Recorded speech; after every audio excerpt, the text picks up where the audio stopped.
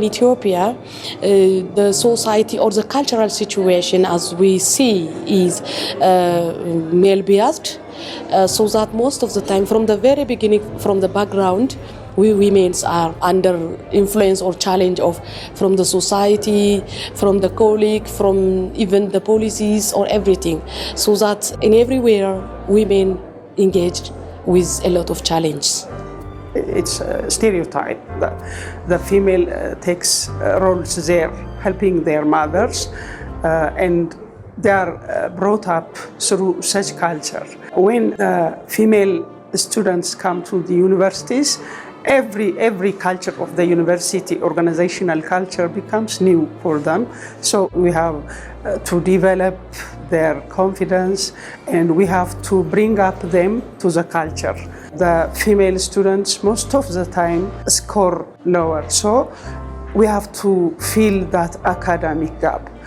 In particular in higher education, though the number of enrollment of girls is increasing, there is also an increase in female instructors, female academicians, but most of them are young, and then I want that they get the proper encouragement to do research, undertake research, plus being involved in teaching, and also deliver as much as they can, and then the system becomes responsive to whatever they are doing. There were a lot of activities done by the university to increase the role of female academicians, both in the academia and the research, and there have been a lot of affirmative actions like putting separate quota for research for females, encouraging them to come to leadership positions, and there are a lot, but still the gender gap exists, and this is due to multiple reasons.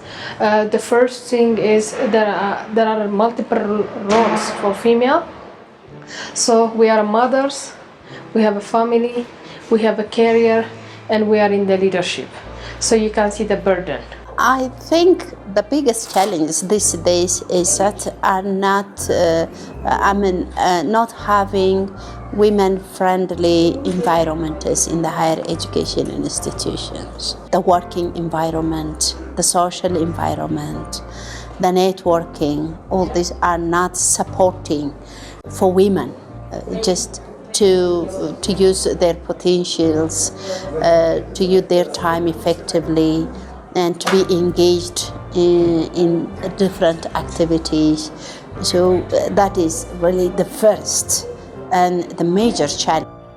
What has excited me is this awareness, the realization to make these gender equality issues, to give them high prominence, first of all in our research, in the teaching, and in networking.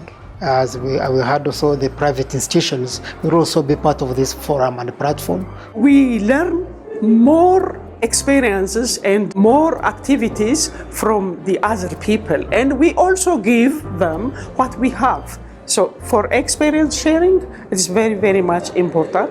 And not only experience, knowing more people, having network with more people also enable us to exchange information easily. You share ideas, you share practices, you share burdens as well, because we talk. Then when you talk, when you tell your burdens, you get solution, yes?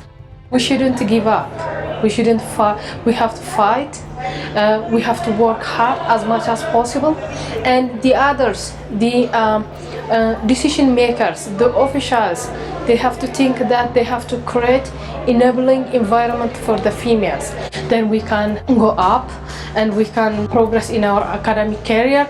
We can be in the high leadership positions. We couldn't address it, in a short period of time. But surely, if we design a strategic plan, for actions to be taken in short term, mid term, and the long term, will be there, because it is a talking point, a topical issue, a national issue at the moment, and everywhere we are talking about gender equity.